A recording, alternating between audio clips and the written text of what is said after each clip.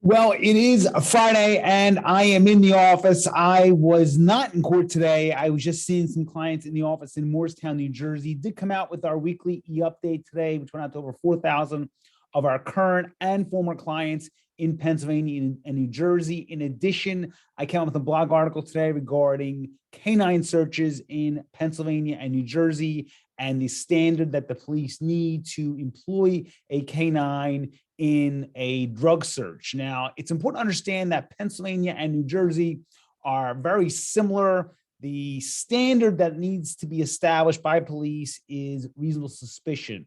So it's not probable cause, it's a lower form of probable cause.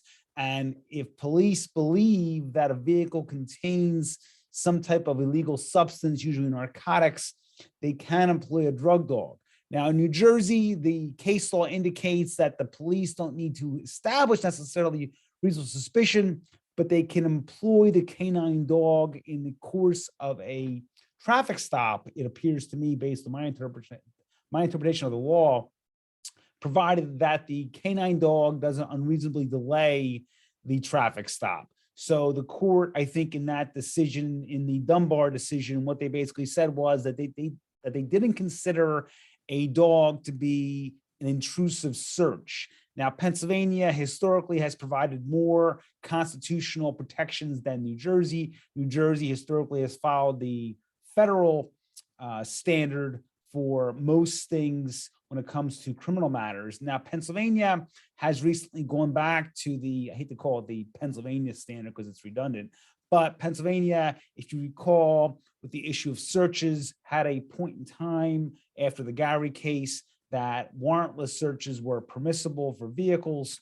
And now it went back to the original standard, which is pre-Gary, following the Alexander case, which basically says that police need search warrants to search a car unless there's some exigent circumstances or something that would cause concern for the police officer's safety.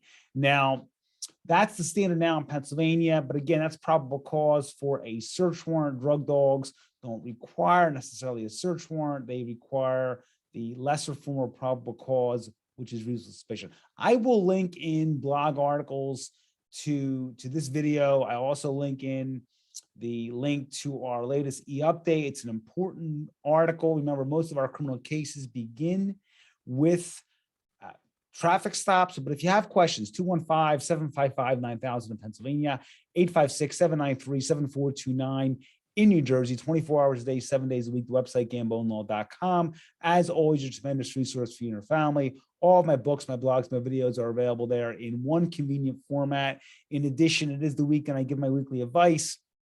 If you're stopped for suspicion of DUI or DWI in Pennsylvania or New Jersey, do not refuse the chemical test, but do not consent to the search of your person or your property. It will never help your criminal case. Be polite, be respectful to the officer, but don't volunteer information. Again, the officer really isn't concerned about, quote, your side of the story. They are doing an investigation. Every word that you say, it's giving them more information, which could likely lead to your arrest.